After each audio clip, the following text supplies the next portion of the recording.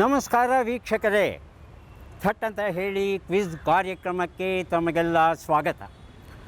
ಆರಂಭದಲ್ಲೇ ಒಂದು ಪುಟ್ಟ ಪ್ರಶ್ನೆ ಕೇಳ್ತಾ ಇದ್ದೇನೆ. ಈಗ ನಾನು ನಿಂತಿರುವ ಈ ಮೆಟ್ಟಿಲು, ಈ ಕಟ್ಟಡ ಯಾವುದು ಹೇಳಬಲ್ಲಿರಾ? ಹೇಳಿದ್ರೆ ಪುಸ್ತಕ ಖಂಡಿತ ಸಿಗುತ್ತೆ. ಹೇಳದಿದ್ರೂ ಈ ಸ್ಥಳದ ಪರಿಚಯ ಮಾಡಿಕೊಳ್ಳೋಣ. ನನ್ನ ಜೊತೆ ಬನ್ನಿ, ಹೋಗೋಣ. ಬರ್ತಾ ಇದ್ದೀರಲ್ವಾ? ಬನ್ನಿ.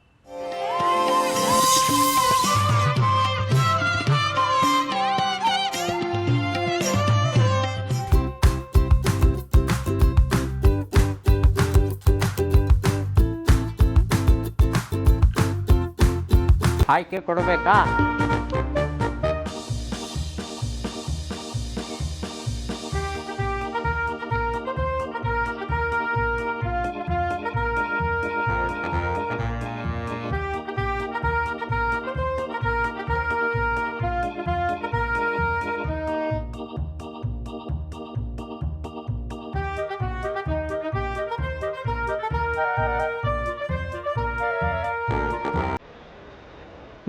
ಮತ್ತೊಮ್ಮೆ ಸ್ವಾಗತ ತಮಗೆ. ಎಲ್ಲಿದ್ದೀವಿ ಅನ್ನೋದು ಗೊತ್ತಾಯ್ತಾ? ಬೆಂಗಳೂರಿನ ಪ್ರಧಾನ ಅಂಚೆ ಕಚೇರಿಯಲ್ಲಿ ನಾವಿದ್ದೇವೆ. ಇದೇ ಮಹಾ ಕಾರ್ಯಾಲಯ. ಅಂಚೆಯ ವ್ಯವಸ್ಥೆ ನಮ್ಮ ದೇಶವನ್ನು ಹೇಗೆ ಒಗ್ಗೂಡಿಸಿದೆ ಅನ್ನೋ ವಿಚಾರ ತಮಗೆಲ್ಲ ಗೊತ್ತಿರುವಂಥದ್ದೇ. ಅಂಚೆ ಕಚೇರಿಯ ಬಗ್ಗೆ, ಅಂಚೆಯಲ್ಲಿ ದೊರೆಯುವ ಸೇವೆಗಳ ಬಗ್ಗೆ ಹೆಚ್ಚಿನ ಮಾಹಿತಿಯನ್ನು ತಿಳ್ಕೊಳ್ಳೋಣ. ಬನ್ನಿ, ನನ್ನ ಜೊತೆ ಬನ್ನಿ. ವೀಕ್ಷಕರೇ, ಬನ್ನಿ ನಮ್ಮ ಬಾಲ್ಯದ ದಿನಗಳಿಗೆ ಮತ್ತೊಮ್ಮೆ ಹೋಗೋಣ. ಅಂಚೆಯ ಅಣ್ಣ ಬಂದಿಹೆ ಚಿನ್ನ, ಅಂಚೆಯ ಹಂಚಲು ಮನೆ ಮನೆಗೆ. ಕೇಳಿದ್ದೀರಾ ಈ ಹಾಡನ್ನು? ನಮ್ಮ ಶಾಲಾ ದಿನಗಳಲ್ಲಿ ನಮ್ಮ ಪಠ್ಯಪುಸ್ತಕದಲ್ಲಿ ಇತ್ತು ಈ ಹಾಡು. ಎಷ್ಟು ಸೊಗಸಾಗಿದೆ ಕೇಳಿ. ಅಂಚೆಯ ಅಣ್ಣ ಬಂದಿಹೆ ಚಿನ್ನ, ಅಂಚೆಯ ಹಂಚಲು ಮನೆ ಮನೆಗೆ, ಸಾವಿರ ಸುದ್ದಿಯ ಸಾರುತ ಬರುವೆನು ತುಂಬಿದ ಚೀಲದ ಹೆಗಲೊಳಗೆ. ಹೀಗಿದೆ ನೋಡಿ. ಬಾಗಿಲ ತಟ್ಟಿ ಚಿಲಕವ ಕೊಟ್ಟಿ ಸದ್ದನು ಮಾಡುತ್ತ ಕರೆಯುವೆನು, ಕಾಗದ ಬಂದಿದೆ ಬೇಗದಿ ಬನ್ನಿರಿ, ಕಾಗದ ಕೊಳ್ಳಿರಿ ಎನ್ನುವೆನು. ಕಾಗದವಿದೆಯೇ ಕಾಗದವೆಂದು ಮಕ್ಕಳು ಕೇಳಲು ಬಾಯಿ ತುಂಬ, ಕೊರಳಿನ ಚೀಲದಿ ಬೆರಳುಗಳಾಡಿಸಿ ಹಿರಿವೆನು ಓಲೆಯ ಕೈ ತುಂಬ. ಅಂಚೆಯ ಅಣ್ಣ ಬಂದಿಹೆ ಚಿನ್ನ, ಅಂಚೆಯ ಹಂಚಲು ಮನೆ ಮನೆಗೆ. ಎಷ್ಟು ಸೊಗಸಾಗಿದೆ ಈ ಒಂದು ಗೀತೆ. ಈ ಗೀತೆಯನ್ನು ಯಾರು ಬರೆದರು ಅಂತ ಯಾರಿಗಾದರೂ ಗೊತ್ತಿದೆಯಾ? ನೀರೇ ಹಿರೇಮಠ್ ಅಂತ, ಪಂಜೆ ಮಂಗೇಶ್ ರಾವ್ ಅಂತ ಯಾರು ಬರೆದರು ಈ ಹಾಡನ್ನು? ನೀರೇ ಹಿರೇಮಠ್. ಹಿರೇಮಠ್ ಅನ್ನೋದು ಸರಿಯಾದ ಉತ್ತರ. ತಮ್ಮ ಹೆಸರು ಮತ್ತು ಎಲ್ಲಿ ಕೆಲಸ ಮಾಡ್ತಾ ಇದ್ದೀರಿ ಅಂತ ಒಂದು ಪರಿಚಯ ಮಾಡಿಕೊಳ್ಳಿ. ನನ್ನ ಹೆಸರು ಜೆ ವಿಜಯನ್ ಅಂತ. ನಾನು ಮುಖ್ಯ ಅಂಚೆ ಕಚೇರಿ ಬೆಂಗಳೂರಿನಲ್ಲಿ ಕೆಲಸ ಮಾಡ್ತಾ ಇದ್ದೀನಿ. ಬಹಳ ಸಂತೋಷ. ನನಗೆ ಖುಷಿಯಾಗಿದ್ದೇನು ಗೊತ್ತಾ? ಇಲ್ಲಿ ನೋಡಿ, ನಿಮ್ಮ ಎದೆಯ ಮೇಲೆ ಇರ್ತಕ್ಕಂಥ ಈ ಒಂದು ಚಿಹ್ನೆ, ನಗನಗ್ತಾ ಇರಿ. ಬದುಕಲ್ಲಿ ನಾವು ಈ ಭೂಮಿಯನ್ನು ಪ್ರವೇಶ ಮಾಡಿದ್ದು ಅಳ್ತಾ, ಅನುಮಾನವೇ ಇಲ್ಲ. ಆದರೆ ಇರುವಷ್ಟು ದಿನ ಕಾಲ ನಗ್ನಗ್ತಾ ಇರಬೇಕಲ್ವಾ? ನಾನು ನಗ್ತಾ ಇರ್ತೇನೆ, ನೀವು ನಗ್ತಾ ಇರಿ ಅನ್ನೋ ಸಂದೇಶ ಬೀರುವಂಥ ಸೊಗಸಾದ ಒಂದು ಚಿಹ್ನೆಯನ್ನು ಹಾಕ್ಕೊಂಡಿದ್ದಾರೆ. ಅಭಿನಂದನೆಗಳು. ನಿಮಗೆ ಪುಸ್ತಕವನ್ನು ಕೊಡ್ತಾ ಇದ್ದೇನೆ. ಕೀರಂ ಲೋಕ, ಶೂದ್ರ ಶ್ರೀನಿವಾಸ್ ಬರೆದಂಥ ಪುಸ್ತಕ. ದಯವಿಟ್ಟು ಸ್ವೀಕರಿಸಿ. ನೀರೇ ಹಿರೇಮಠ್ ಅವರು ತುಂಬ ಒಳ್ಳೆಯ ಮಕ್ಕಳ ಗೀತೆಗಳನ್ನು ಬರೆದಿದ್ದಾರೆ. ಸಾಧ್ಯವಾದರೆ ಅವುಗಳನ್ನು ಓದೋದಕ್ಕೆ ಪ್ರಯತ್ನ ಪಡಿ. ನನ್ನ ಹೆಸರು ಕೆ ಎಂ ರಾಮಮೂರ್ತಿ, ಅಂಚೆ ಮಹಾ ಕಾರ್ಯಾಲಯ GPO. 30 ವರ್ಷಗಳಿಂದ ಸೇವೆ ಸಲ್ಲಿಸ್ತಾ ಇದ್ದೀನಿ. ಇಡೀ ಭಾರತದಲ್ಲಿ ಮೊದಲ ಬಾರಿಗೆ 3D ಅಂಚೆ ಕಚೇರಿಯನ್ನು ಬೆಂಗಳೂರಲ್ಲಿ ಕಟ್ಟಿದ್ರಂತೆ. ಯಾವ ಬಡಾವಣೆ ಅಂತ ಹೇಳ್ತೀರಾ? ಆಯ್ಕೆ ಕೊಡಬೇಕಾ? ಆಯ್ಕೆ ಕೊಡ್ತೇನೆ. ಹಲಸೂರು ಬಡಾವಣೆ, ಹಲಸೂರು ಅಂತಾರೆ, ಹಲಸೂರು ಅಂತಲೂ ಹೇಳ್ತಾರೆ. ಕೇಂಬ್ರಿಡ್ಜ್ ಬಡಾವಣೆ, ಇಂದಿರಾನಗರ ಕೇಂಬ್ರಿಡ್ಜ್ ಬಡಾವಣೆ ಸರ್. ಕೇಂಬ್ರಿಡ್ಜ್ ಬಡಾವಣೆ ಅನ್ನೋದು ಸರಿಯಾದ ಉತ್ತರ ಕೊಡ್ತಾ ಇದ್ದೇನೆ. ಸಮರಸವೇ ಜೀವನ ಅನ್ನೋ ಪುಸ್ತಕ ದಯವಿಟ್ಟು ತಗೊಳ್ಳಿ. ಕೇಂಬ್ರಿಡ್ಜ್ ಬಡಾವಣೆಯಲ್ಲಿ 3D ಅಂಚೆ ಕಟ್ಟಡ ಇಡೀ ಭಾರತದಲ್ಲಿ ಮೊದಲ ಬಾರಿಗೆ ಕಟ್ಟಿದ್ದಾರಂತೆ. ಏನು 3D ಅನ್ನೋದನ್ನು ತಿಳ್ಕೊಳ್ಳೋಕ್ಕೆ ಪ್ರಯತ್ನ ಪಡೋಣ. 3D ಅಂಚೆ ಕಚೇರಿ ಅಂದರೆ ಏನು? ನನ್ನ ಹೆಸರು ಗಿರೀಶ್ ಅಂತ.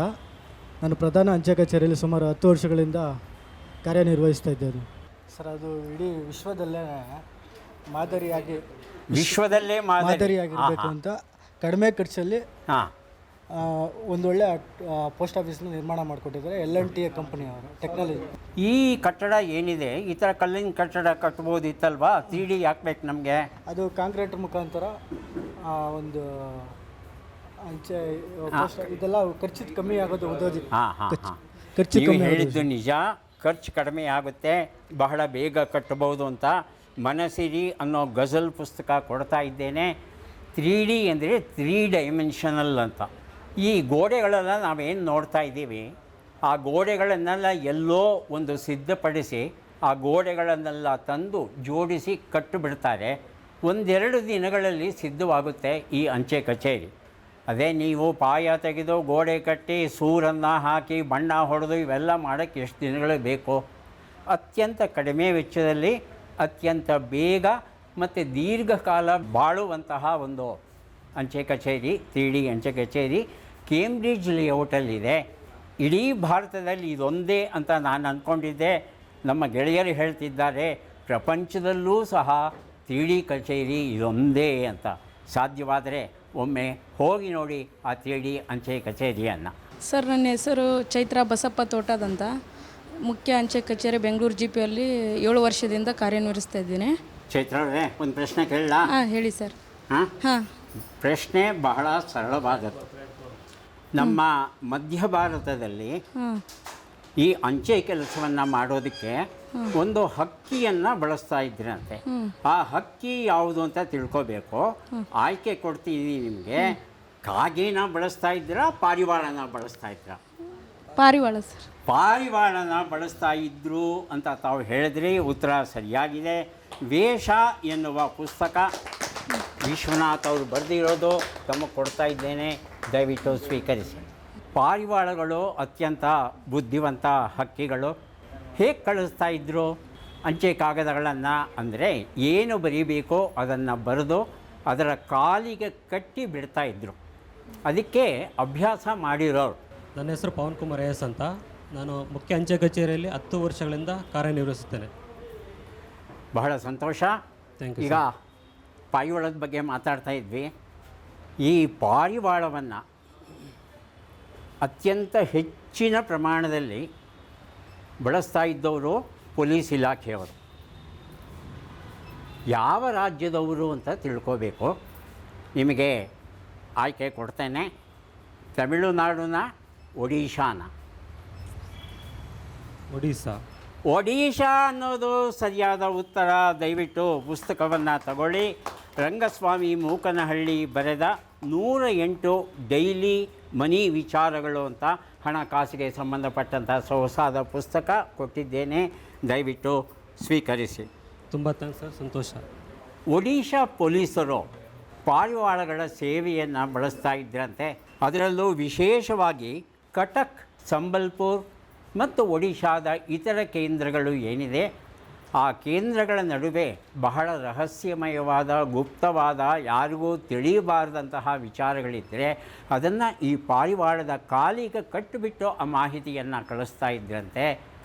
ಎಲ್ಲಿಯವರೆಗೆ ಕಳಿಸ್ತಾ ಇದ್ರಪ್ಪ ಅಂದರೆ ಕ್ರಿಸ್ತಶಕ 2000 ಇಸವಿಯವರೆಗೆ ಇದನ್ನು ಕಳಿಸ್ತಾ ಇದ್ದರು ಅಂತ ಹೇಳುತ್ತೆ. ಈಗ ಪಾರಿವಾಳಗಳ ಸೇವೆಯನ್ನು ಬಳಸ್ಕೋತಾ ಇಲ್ಲ. ನನ್ನ ಹೆಸರು ಪ್ರಸನ್ನಕುಮಾರ್ GD ಅಂತ. ನಾನು 17 ವರ್ಷದಿಂದ GPO ಜನರಲ್ ಪೋಸ್ಟ್ ಆಫೀಸ್ನಲ್ಲಿ ಕೆಲಸ ಮಾಡ್ತಾಯಿದ್ದೀನಿ. ಪ್ರಸನ್ನಕುಮಾರ್, ಬಹಳ ಸಂತೋಷ. ಈ ಪಾರಿವಾಳಕ್ಕೆ ಸಂಬಂಧಪಟ್ಟ ಹಾಗೆ ಇನ್ನೊಂದು ಪ್ರಶ್ನೆ ಕೇಳ್ತೇನೆ. ಈ ಪಾರಿವಾಳವನ್ನು ನಮ್ಮ ಮಧ್ಯ ಭಾರತದ ಅನೇಕ ಅರಸರು ಬಳಸ್ತಾ ಇದ್ದರು. ಒಂದು ಕಡೆಯಿಂದ ಇನ್ನೊಂದು ಕಡೆಗೆ ಮಾಹಿತಿಯನ್ನು ಕಳಿಸೋದಕ್ಕೆ. ನಮ್ಮ ಟಿಪ್ಪು ಸುಲ್ತಾನ್ ಅವರು ಕಳಿಸ್ತಾ ಇದ್ರಂತೆ. ಈಗ ನೀವು ಕಳಿಸಿದ್ದೀರಾ ಅಂತ ಇಟ್ಕೊಳ್ಳಿ. ನೀವು ಯಾವುದೋ ದೇಶದ ಅರಸು ನೀವು ಕಳಿಸಿದ್ದೀರಾ ಪಾರಿವಾಳದಲ್ಲಿ. ಅದನ್ನು ನಾನು ತಿಳ್ಕೋಬೇಕು. ಹೇಗೆ ತಿಳ್ಕೊಳ್ಳೋದು ಅದೊಂದು ಪ್ರಶ್ನೆ. ಟಿಪ್ಪು ಸುಲ್ತಾನ್ ಇದಕ್ಕೊಂದು ಪರಿಹಾರ ಕಂಡುಕೊಂಡಿದ್ದಂತೆ. ಏನದು ಅಂತ ಗೊತ್ತಾ? ನಾ ಹೇಳ್ತೇನೆ, ಆಯ್ಕೆಗಳು ಕೊಡ್ತೇನೆ ಎರಡೋ, ನೀವು ಸರಿಯಾದ ಉತ್ತರ ಊಹೆ ಮಾಡೋಕ್ಕೆ ಪ್ರಯತ್ನ ಪಡಿ. ತರಬೇತಿ ಹೊಂದಿದ ಗಿಡುಗುಗಳನ್ನು ಬಳಸ್ತಾ ಇದ್ದ, ತರಬೇತಿ ಹೊಂದಿದ ಗಿಣಿಗಳನ್ನು ಬಳಸ್ತಾ ಇದ್ದ. ತರಬೇತಿ ಹೊಂದಿದ ಗಿಣಿಗಳನ್ನು ಗಿಣಿಗಳು, ಗಿಡುಗ ಅಲ್ಲ, ಗಿಡುಗ ಅಲ್ಲ, ಗಿಣಿಗಳು. ಅಯ್ಯೋ, ನೋಡೋಣ ಸರ್, ತಾವು ಹೇಳ್ತೀರಾ ಗಿಡುಗಾನ ಗಿಣಿನ? ಜೆ.ವೈ. ಚಂದ್ರಶೇಖರ್ ಅಂತ GPOದಲ್ಲಿ ಕಾರ್ಯನಿರ್ವಹಿಸ್ತಾರೆ. ಗಿಡುಗಾನೆ ಸರ್. ಗಿಡುಗಾನೆ ಅಂತಾರೆ, ಇವರು ಗಿಣಿ ಅಂತಾರೆ. ಸರಿಯಾದ ಉತ್ತರ ಯಾವುದು ಅಂತ ಆಲೋಚನೆ ಮಾಡ್ತು ಅಂತ ಹೇಳ್ತಂದರೆ ಅದು ಗಿಡುಗ. ಗಿಡುಗ ಏನು ಮಾಡುತ್ತೆ? ಪಾರಿವಾಳನ ಬೇಟೆ ಆಡುತ್ತದು. ಹಾಗಾಗಿ ಅದಕ್ಕೆ ತರಬೇತಿ ಕೊಟ್ಟಿರ್ತಾರಲ್ಲ, ಆ ಗಿಡುಗ ನೇರವಾಗಿ ಬಂದು ಈ ಪತ್ರವನ್ನು ತಗೊಂಡು ಹೋಗ್ತಾ ಇರ್ತಕ್ಕಂಥ ಪಾರಿವಾಳವನ್ನು ಹಿಡಿದು ಆ ಪಾರಿವಾಳದ ಸಮೇತ ತನ್ನ ಯಜಮಾನನ ಬಳಿ ಬರ್ತಾ ಇತ್ತು.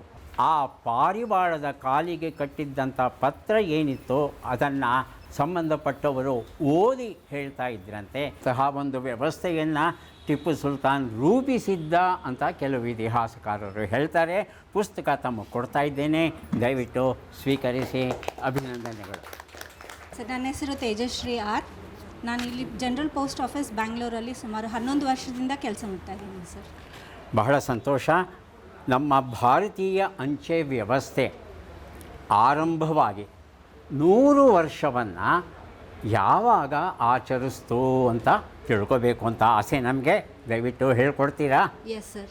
ಸರ್, ನಮ್ಮ ಅಂಚೆ ಕಚೇರಿ ಸ್ಟಾರ್ಟ್ ಆಗಿದ್ದು 1854ಅಲ್ಲಿ.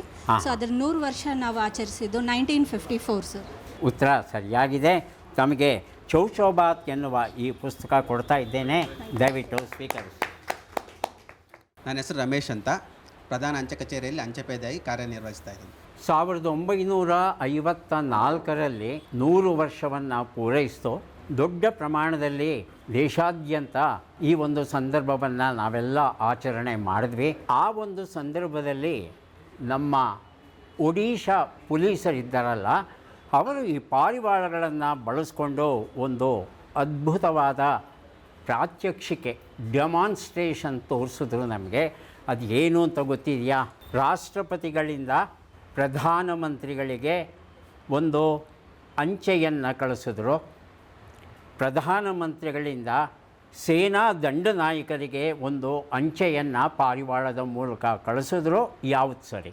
ಪ್ರಧಾನಮಂತ್ರಿಗಳಿಂದ ಸೇನಾ ದಂಡನಾಯಕರಿಗೆ. ಪ್ರಧಾನಮಂತ್ರಿಗಳಿಂದ ಸೇನಾ ದಂಡನಾಯಕ ಅಂತ ಹೇಳ್ತಾ ಇದ್ದೀರಾ? ಸ್ವಲ್ಪ ಅನುಮಾನ ಇದೆ. ಯಾರು ಹೇಳ್ತೀರಿ? ನನ್ನ ಹೆಸರು ಮಂಜುನಾಥ್ ಅಂತ, GPOದಲ್ಲಿ 12 ವರ್ಷಗಳಿಂದ ಕೆಲಸ ಮಾಡ್ತಾ ಇದ್ದೀನಿ. ರಾಷ್ಟ್ರಪತಿಗಳಿಂದ ಪ್ರಧಾನಮಂತ್ರಿಗಳಿಗೆ. ರಾಷ್ಟ್ರಪತಿಗಳು ಬರೆದಂಥ ಒಂದು ಸಂದೇಶವನ್ನು ಎಲ್ಲರ ಮುಂದೆ ಪಾರಿವಾಳದ ಕಾಲಿಗೆ ಕಟ್ಟಿ ಆ ಪಾರಿವಾಳ ಹಾರ್ಕೊಂಡು ಹೋಗಿ ಅದನ್ನು ಪ್ರಧಾನಮಂತ್ರಿಗಳಿಗೆ ಏನು ಸುದ್ದಿ ಕೊಡುತ್ತೆ ಅದರ ಪ್ರಾತ್ಯಕ್ಷಿಕತೆ ತೋರಿಸಿದ್ರಂತೆ. ಉತ್ತರ ಸರಿಯಾಗಿದೆ. ಪುಸ್ತಕ ಕೊಡ್ತಾ ಇದ್ದೇನೆ. ಸಾಹಿತ್ಯ ಸನ್ನಿಧಿ ಅನ್ನೋದನ್ನು ದಯವಿಟ್ಟು ಬಳಸಿ. ಧನ್ಯವಾದಗಳು ಸರ್. ಕೇವಲ ಪಾರಿವಾಳಗಳನ್ನು ಈ ಶಾಂತ ಸ್ಥಿತಿಯಲ್ಲಿ ಬಳಸ್ತಾ ಇದ್ರು ಅಂತ ಭಾವಿಸಬೇಕಾಗಿಲ್ಲ.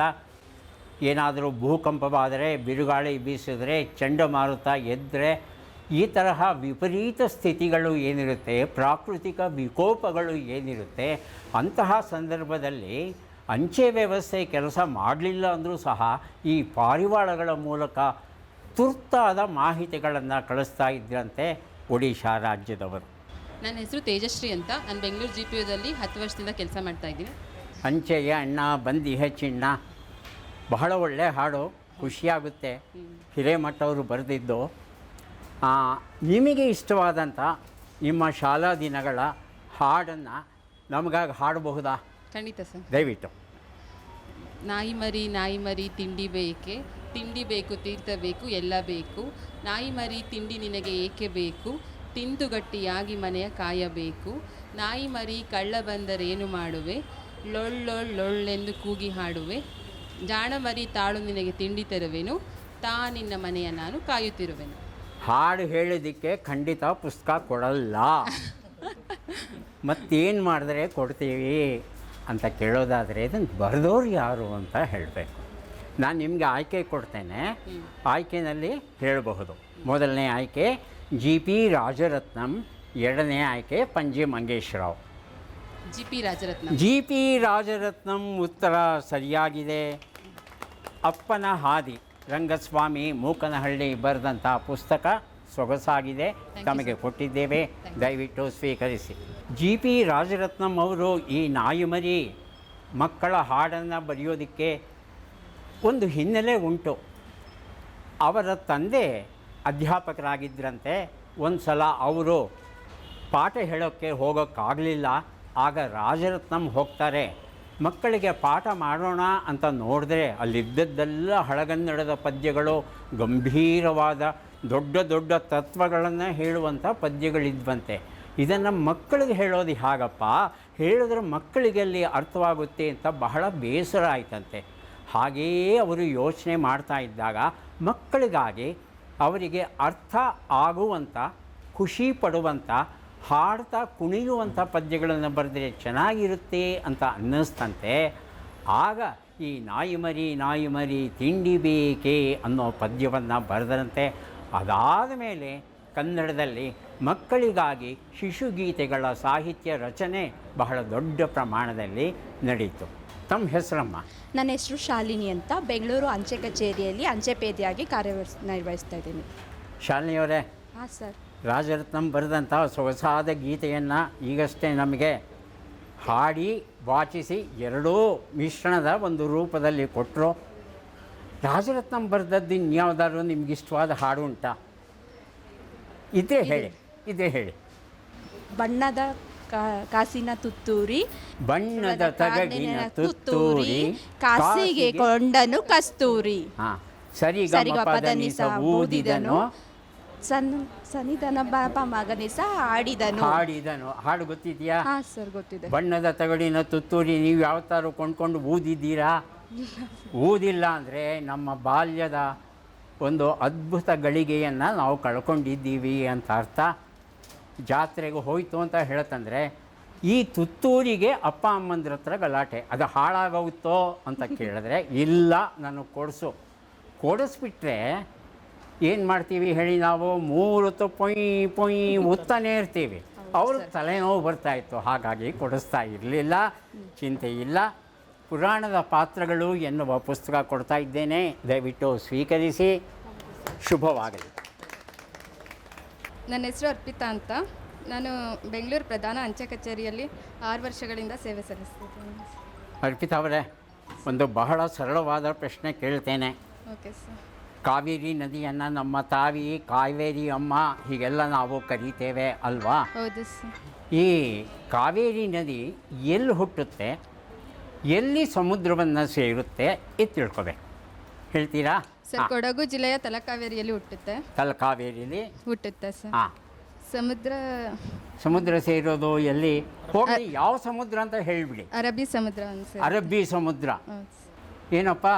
ಅರಬ್ಬಿ ಸಮುದ್ರನ ಬಂಗಾಳ ಕೊಳ್ಳಿನ? ಬಂಗಾಳ ಕೊಲ್ಲಿ. ಈಗ ಏನು ಮಾಡಲಿ, ನಾನು ತಲೆ ಕೆಡ್ತಾ ಇದ್ದೀನಿ ನನಗೆ. ಅರಬ್ಬಿ ಸಮುದ್ರವ, ಬಂಗಾಳ ಕೊಲ್ಲಿಯ, ಅಥವಾ ಹಿಂದೂ ಮಹಾಸಾಗರನ?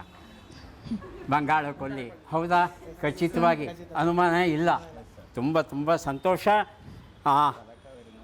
ತಲಕಾವೇರಿ ಅಂತ ಹೇಳಿದ್ರಿ, ಉತ್ತರ ಸರಿಯಾಗಿದೆ. ಸಾಧನಾಗಿರಿ ಅನ್ನೋ ಪುಸ್ತಕ ಕೊಡ್ತಾ ಇದ್ದೇನೆ. ಹಾಗೆಯೇ ಬಂಗಾಳ ಕೊಲ್ಲಿ ಅನ್ನೋ ಸರಿಯಾದ ಉತ್ತರ ಏನಿದೆ ಅದನ್ನು ಕೊಟ್ಟಿದ್ದಾರೆ. ತಮ್ಮ ಪರಿಚಯ? ನನ್ನ ಹೆಸರು ಚೇತನ್ ಅಂತ, 10 ವರ್ಷಗಳಿಂದ ಅಂಚೆ ಇಲಾಖೆಯಲ್ಲಿ ಕಾರ್ಯನಿರ್ವಹಿಸ್ತಾ ಇದ್ದೀನಿ. ಚೇತನ್, ತಗೊಳ್ಳಿ. ಬಾಲಕಾಂಡ ರಾಮಾಯಣದ ಪುಸ್ತಕ ಕೊಟ್ಟಿದ್ದೇನೆ, ಪರಿಚಯ ಮಾಡ್ಕೊಳ್ಳಿಪ್ಪ. ವೆಂಕಟೇಶ್ ಪ್ರಸಾದ್ ನಾಯಕ, ನಾನು ಬೆಂಗಳೂರು GPO ಅಲ್ಲಿ 3 ವರ್ಷದಿಂದ ಕೆಲಸ ಮಾಡ್ತಾ ಇದ್ದೀನಿ. ವೆಂಕಟೇಶ್, ಹಾಂ ಸರ್. ಬಂಗಾಳ ಕೊಲ್ಲಿಯನ್ನು ಸೇರುತ್ತೆ ಕಾವೇರಿ ನದಿ ಅಂತ ನಮ್ಮ ಗೆಳೆಯರು ಹೇಳಿದ್ರು. ಅದೇ ಯಾವ ಸ್ಥಳದಲ್ಲಿ ಸೇರುತ್ತೆ ಅನ್ನೋದನ್ನು ತಿಳ್ಕೋಬೇಕು. 2 ಆಯ್ಕೆ ಕೊಡ್ತೇನೆ. ಕೊಡಿ ಸರ್. ಒಂದು ಪೂಂಪುಹಾರ್, ಇನ್ನೊಂದು ಮಚಲಿಪಟ್ಟಣ. ಪೂಂಪುಹಾರ್, ಮಚಲಿಪಟ್ಟಣ. ಸರ್, ಮಚಲಿಪಟ್ಟಣ. ಮಚಲಿಪಟ್ಟಣ. ಸರ್, ತಾವು ಹೇಳ್ತೀರಾ? ನನ್ನ ಹೆಸರು ರಾಜೇಶ್ ಅಂತ, ಬೆಂಗಳೂರು GPOದಲ್ಲಿ 1 ವರ್ಷದಿಂದ ಕಾರ್ಯನಿರ್ವಹಿಸ್ತಿದ್ದೀನಿ. ಪೂಂಪುಹಾರ್ ಅನ್ನೋದು ಸರಿಯಾದ ಉತ್ತರ. ನವನೀತ್ ಕುಲಕರ್ಣಿ ಬರೆದಂಥ ಒಂದು ಸೊಗಸಾದ ಪುಸ್ತಕ ತಮಗೆ ಕೊಡ್ತಾ ಇದ್ದೇವೆ, ದಯವಿಟ್ಟು ಸ್ವೀಕರಿಸಿ. ಪೂಂಪುಹಾರ್ ಅಂತ ಹೇಳ್ತೇವೆ, ಕಾವೇರಿ ಪಟ್ಟಣಂ ಅಂತಲೂ ನಾವು ಕರೀತೇವೆ. ಈ ಕಾವೇರಿ ಪಟ್ಟಣಂನ ವಿಶೇಷ ಏನು ಅಂದರೆ, ಕಾವೇರಿ ನದಿ ಹೋಗಿ ಈ ಬಂಗಾಳ ಕೊಲ್ಲಿಯನ್ನು ಸೇರುತ್ತಲ್ಲ, ಆ ಸ್ಥಳದಲ್ಲಿ ಒಂದು ದೊಡ್ಡ ರೇವು ಪಟ್ಟಣ ಅಂದರೆ ಬಂದರು ನಗರ ಇತ್ತಂತೆ. ವಿಶೇಷವಾಗಿ ರೋಮ್ ಮುಂತಾದ ದೇಶಗಳಿದ್ವಲ್ಲ, ಆ ದೇಶಗಳ ಜೊತೆ ವ್ಯಾಪಾರ, ವಹಿವಾಟು, ವಾಣಿಜ್ಯ ಇವೆಲ್ಲವೂ ಈ ಕಾವೇರಿ ಪಟ್ಟಣದ ಬಂದರಲ್ಲಿ ನಡೀತಾ ಇತ್ತು ಅನ್ನೋ ವಿಚಾರ ಇತಿಹಾಸದಲ್ಲಿ ನಮಗೆ ಗೊತ್ತಾಗುತ್ತೆ. ಪೂಂಪುಹಾರ್ ಅಥವಾ ಕಾವೇರಿ ಪಟ್ಟಣ. ನನ್ನ ಹೆಸರು ಶಿವಕುಮಾರಾಚಾರಿ. ನಾನು GPOದಲ್ಲಿ 1 ವರ್ಷದಿಂದ ಕಾರ್ಯನಿರ್ವಹಿಸುತ್ತಿದ್ದೇನೆ. ಮನುಷ್ಯನ ದೇಹದಲ್ಲಿ ಕೂದಲು ಅನ್ನೋದು ಯಾಕೆ ಇದೆ ಅಂತ ತಿಳ್ಕೋಬೇಕು. ಹೇಳಿ, ಆಯ್ಕೆಗಳು ಕೊಡಲಾ ನಿಮಗೆ? ಕೊಡಿ ಸರ್. ಒಂದು ಮೀಸೆ ತಿರುಗೋದಕ್ಕೆ, ಇನ್ನೊಂದು ಚಳಿನ ಕಮ್ಮಿ ಮಾಡೋಕ್ಕೆ. ಚಳಿನ ಕಮ್ಮಿ ಮಾಡೋದಕ್ಕೆ ಅನ್ನೋದು ಸರಿಯಾದ ಉತ್ತರ. ಬೇಲೂರ ಮೇಲೆ ಹೊಸ ಒಳ್ಳೆಯ ಪುಸ್ತಕ ಕೊಡ್ತಾ ಇದ್ದೇನೆ, ತಗೊಳ್ಳಿ. ಈಗ ನಮ್ಮ ಹತ್ತಿರದ ಸಂಬಂಧಿ ಅಂದರೆ ಚಿಂಪ್ಯಾನ್ಸಿ ಅಲ್ವಾ? ಚಿಂಪ್ಯಾನ್ಸಿಯ ಮೈಯನ್ನು ನೋಡಿ, ಮೈ ತುಂಬ ಕೂದಲಿರುತ್ತೆ. ಆದರೆ ಮನುಷ್ಯ ಬರ್ತಾ ಬರ್ತಾ ಕೂದಲನ್ನು ಕೆಲವು ಭಾಗಗಳಲ್ಲಿ ಉಳಿಸ್ಕೊಂಡಿದ್ದಾನೆ, ಉಳಿದ ಕಡೆ ಕಳ್ಕೊಂಡ್ಬಿಟ್ಟಿದ್ದಾನೆ. ಈ ಕೂದಲು ಯಾಕೆ ಇದೆ, ದಟ್ಟವಾದ ಕೂದಲು ಅಂದರೆ ಚಳಿಯನ್ನು ಕಡಿಮೆ ಮಾಡೋದಕ್ಕೆ, ರಕ್ಷಣೆ ಕೊಡೋದಕ್ಕೆ. ನನ್ನ ಹೆಸರು ಅನಿಲ್. ನಾನು 10 ವರ್ಷ ಅಂಚೆ ಇಲಾಖೆಯಲ್ಲಿ ಕಾರ್ಯನಿರ್ವಹಿಸ್ತಿದ್ದೇನೆ GPOದಲ್ಲಿ. ಮನುಷ್ಯನ ತಗೊಂಡ್ರೆ ಅಷ್ಟು ಕೂದಲಿಲ್ಲ, ತುಂಬ ಕಡಿಮೆ ಆಗಿಬಿಟ್ಟಿದೆ. ಈ ಕಡಿಮೆ ಆಗೋದಕ್ಕೆ ಬೇರೆ ಬೇರೆ ಕಾರಣಗಳಿವೆ. ಒಂದು ಕಾರಣ, ಮುಖ್ಯವಾದ ಕಾರಣ ತಿಳ್ಕೋಬೇಕು ನಾವು. ಮನುಷ್ಯ ಚಳಿ ಪ್ರದೇಶವನ್ನು ಬಿಟ್ಟು ಉಷ್ಣವಲಯಕ್ಕೆ ಬಂದದ್ದು ಕಾರಣವಾ, ಅಥವಾ ಬಟ್ಟೆಯನ್ನು ಹಾಕ್ಕೊಳ್ತಾ ಇರೋದು ಕಾರಣವಾ ಕೂದಲು ಕಡಿಮೆ ಆಗೋದಕ್ಕೆ? ಉಷ್ಣಾಂಶದಿಂದ ಬದಲಾಗುತ್ತೆ ಸರ್. ಉಷ್ಣಾಂಶದಿಂದ ಈ ಕಡೆಗೆ ಬಂದದಕ್ಕೆ ಅಂತ ಹೇಳ್ತಾ ಇದ್ದೀರಿ. ಅದು ಅಷ್ಟು ಸರಿಯಾದ ಉತ್ತರ ಅಲ್ಲ. ಬಟ್ಟೆಗಳನ್ನು ಧರಿಸೋಕೆ ಶುರು ಮಾಡಿದ್ವಿ ಅಲ್ವಾ? ಬಟ್ಟೆಗಳನ್ನು ಧರಿಸೋಕೆ ಶುರು ಆದಮೇಲೆ ಮೈ ಬೆಚ್ಚಗಾಗಕ್ಕೆ ಶುರುವಾಯಿತು. ಇನ್ನು ಕೂದಲು ಯಾಕೆ ಬೇಕು? ಹೀಗೆ ಕ್ರಮೇಣ ಕಡಿಮೆ ಆಗ್ತಾ ಬರ್ತಾ ಇದೆ. ಇನ್ನೂ ಪೂರ್ತಿ ಕಡಿಮೆ ಆಗಿಲ್ಲ, ಇನ್ನೂ ಕಡಿಮೆ ಆಗಬೇಕು. ಮುಂದಾಗುತ್ತೇನೋ ನೋಡೋಣ, ಚಿಂತೆ ಇಲ್ಲ. ಪುಸ್ತಕ ತಗೊಳ್ಳಿ. ನಾ ಕಂಡ ನಮ್ಮವರು ಈ ಪುಸ್ತಕ ಕೊಟ್ಟಿದ್ದೇನೆ. ನಮ್ಮಲ್ಲಿ ಮುಖ ಕ್ಷೌರ ಮಾಡೋದು ಸಾಮಾನ್ಯ. ಆದರೆ ಈಗಿನ ಕಾಲದ ಹುಡುಗರಿಗೆ ಏನಪ್ಪ ಅಂದರೆ ಗಡ್ಡ ಬಿಡೋದೇ ಫ್ಯಾಷನ್ನು, ಮುಖ ಕ್ಷೌರ ಮಾಡೋಲ್ಲ ಅಂತ ಹೇಳ್ತಾರೆ. ಹಾಗಾಗಿ ಮುಖ ಕ್ಷೌರದ ಬಗ್ಗೆ ಒಂದು ಪ್ರಶ್ನೆ. ನೀವು ಮಾಡ್ಕೋತೀರಾ? ಹಾಗಾಗಿ ಮಾಡ್ಕೋತೀರಿ, ಚಿಂತೆ ಇಲ್ಲ. ಮುಖ ಕ್ಷೌರವನ್ನು ಹೀಗೆ ನೇರವಾಗಿ ಮಾಡ್ಕೋಬೇಕಾ, ಉಲ್ಟಾ ಮಾಡ್ಕೋಬೇಕಾ? ಯಾವುದು ಆರೋಗ್ಯ ದೃಷ್ಟಿಯಿಂದ ಒಳ್ಳೆಯದು? ನನ್ನ ಹೆಸರು ನಿತೇಶ್ ಅಂತ. ಬೆಂಗಳೂರು GPOದಲ್ಲಿ 1 ವರ್ಷದಿಂದ ಕೆಲಸ ಮಾಡ್ತಿದ್ದೀನಿ. ನೇರವಾಗಿ ಶೇವ್ ಮಾಡ್ಕೋಬೇಕಾ, ಉಲ್ಟಾ ಮಾಡಬೇಕು? ಉಲ್ಟಾ ಮಾಡ್ಕೋಬೇಕು. ಉಲ್ಟಾ ಮಾಡಿಕೊಂಡ್ರೆ ನುಣ್ಣಗಾಗುತ್ತೆ ಅಂತ ಹೇಳ್ತಾರೆ, ಒಳ್ಳೆ ಶೇವಿಂಗ್ ಆಗುತ್ತೆ ಅಂತ ಹೇಳ್ತಾರೆ. ಆದರೆ ಆರೋಗ್ಯದ ದೃಷ್ಟಿಯಿಂದ ಏನಾಗುತ್ತೆ ಅಂದರೆ, ಆ ಹರಿತವಾದ ಕೂದಲಿನ ತುದಿ ಇರುತ್ತಲ್ಲ, ಚುಚ್ಕೊಂಡ್ಬಿಡ್ತು ಅಂದರೆ ಉಲ್ಟಾ ಬೆಳೆಯೋಕ್ಕೆ ಶುರು ಮಾಡಿಬಿಡುತ್ತೆ ಕೂದಲು. ಹಾಗಾಗಿ ಡಾಕ್ಟ್ರುಗಳು ಹೇಳೋದು ಏನಪ್ಪ ಅಂದರೆ, ಉಲ್ಟಾ ಮಾಡಬೇಡಿಪ್ಪ, ನೇರವಾಗೇ ಮಾಡ್ಕೊಳ್ಳಿ ಅಂತಾರೆ. ಆದರೆ ನಮ್ಮಂಥವ್ರು ಏನು ಮಾಡ್ತೀವಿ, ಗಲಾಟೆ ಮಾಡ್ತೀವಿ. ಸಾರ್ ನುಣ್ಣಗಾಗಬೇಕು ಸಾರ್, ಇದರ ನಮ್ಮ ಹುಡುಗಿ ಗಲಾಟೆ ಮಾಡ್ತಾಳೆ, ಹಾಗಾಗಿ ಉಲ್ಟಾ ಹೊಡಿತೀವಿ ಸಾರ್ ಅಂತ ಹೇಳ್ತಾರೆ. ಉಲ್ಟಾ ಹೊಡಿಬಹುದೇನೋ ನುಣ್ಣಗಾಗೋದಕ್ಕೆ, ಆದರೆ ಆರೋಗ್ಯದ ದೃಷ್ಟಿಯಿಂದ ನೇರವಾಗಿ ಮಾಡೋದೇ ಒಳ್ಳೆಯದು. ದಯವಿಟ್ಟು ಪುಸ್ತಕ ತಗೊಳ್ಳಿ. ಸ್ವಾಸ್ಥ್ಯ ಚಿಂತನ ಕೊಡ್ತಾ ಇದ್ದೇನೆ. ತಮ್ಮ ಪರಿಚಯ? ಸರ್, ವೆಂಕಟೇಶ್ ಪ್ರಸಾದ್ ನಾಯಕ ಅಂತ. ನಾನು GPOಲ್ಲಿ 3 ವರ್ಷದಿಂದ ಕೆಲಸ ಮಾಡ್ತಾಯಿದ್ದೀನಿ. ಯಾವೂರು? ಸರ್, ಕೋಲಾರ ನಂದು. ವೆಂಕಟೇಶ್, ಕೋಲಾರ. ಹಾಂ, ಕೋಲಾರ ಯಾವುದಕ್ಕಪ್ಪ ಪ್ರಸಿದ್ಧಿ? ಸರ್, ಬಂಗಾರಕ್ಕೆ.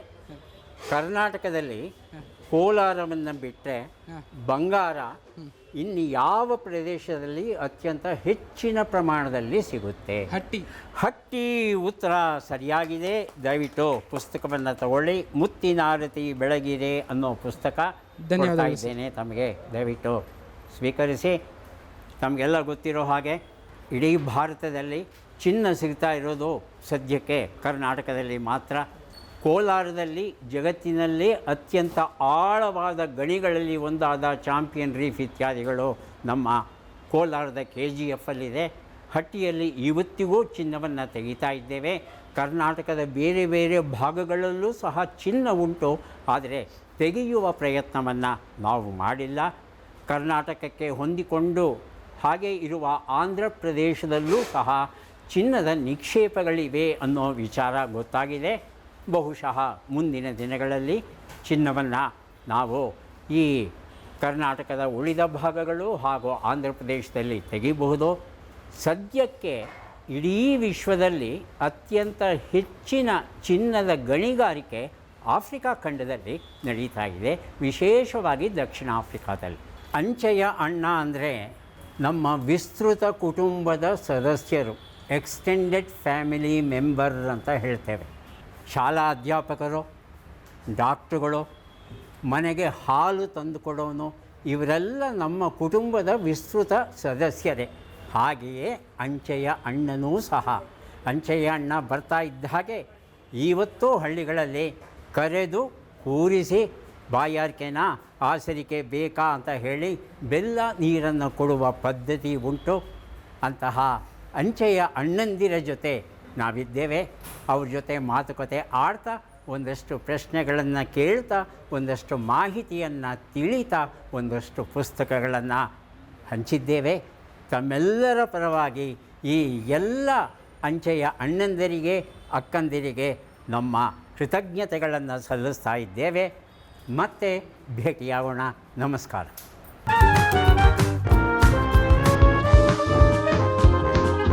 ಆಯ್ಕೆ ಕೊಡಬೇಕಾ?